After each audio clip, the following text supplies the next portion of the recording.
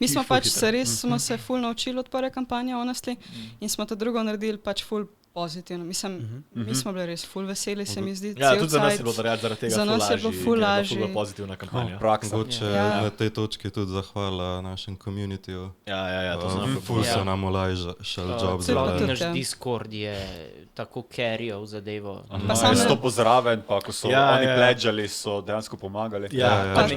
Odgovarjali vprašanja na mest nas, preden smo mi sploh zraven prišli. Tako ima free customer support.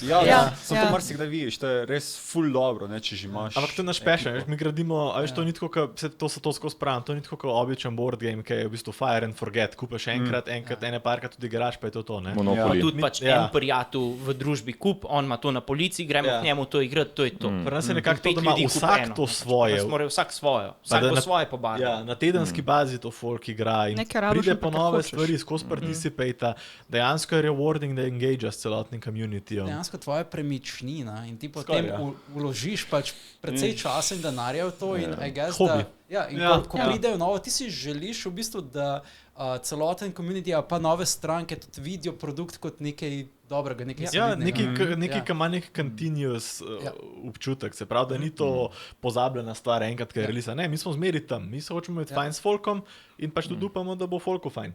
In zato pač smo naredili vse, kar smo lahko, da se folk imel fajn. Pač hoteli smo jim skozi pomagati, hoteli smo jim biti skozi na voljo v komentarjih, zato smo imeli te pač bizarne izmene. Je pa tudi tako drugače, da malo dark side Kickstarterja doskrat, če posebej pri novih kreatorjih ali pa na začetku kampanje se pojavijo kakšni ljudje, ki hočejo skoraj tako malo rajot v komentih delati.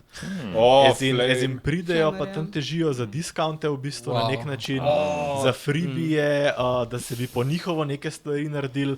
Pri prvi kampanji je to ful stresno za kreatorje, ker dejansko misliš, da imajo prav, da imajo nek point, če posebej, če imajo zraven uno super backer nalepko. Ne, se lahko, da ga imajo. Kaj pa je ta super backer? Ne vem, po moje sam, da je to To je kar nekega dne nastalo, to moraš imeti vsaj 50 plus game-ov, nekaj takega. To ben ne ve, to je nekaj ezoteričnega. Tako kot verified na Twitterju. Plačaš pa. Gleda, na GameFound sem prišel, sem kar dobil tam. What the hell, kak? Ne, pač in pa je ful tako, kot prvič, če delaš neko stvar, si, fuck, pa bi to, pa bomo unapuno. Pa ne vem, da veš dobiš take stvari kot, zakaj niste figure v PVC delali na mesto rezno, bi bilo vse skapcne in polci, bomo preiskali, če se nam splača, pa vam pol sporočijo, dejstvo, to rabim zdaj vedeti. Zakaj niste akrilik stand-je delali? Ful dobiš občutek, da moraš pač, veš, klev strešt ljudem, ne? Ko si ta prvič, ko si drugič kreator, pa ko imaš že enkrat, ko si šel čez ta manufacturing phase, imaš vse informacije in recimo smo imeli situacijo, da nekdo prši, zakaj pa stand-i ne delate igre. In smo pač rekli, mi kot firma delamo pač high quality figure, to je naš passion, to je naš produkt in pač stand-i verzija pač nimamo plan. Stand-i?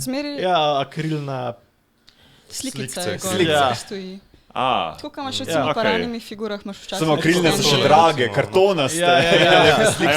Tistale, naprimer, figura. Se pravi, marsikomu je v interesu, da dobi namest za 150 evrov igro, dobijo pač za 50 evrov, ne?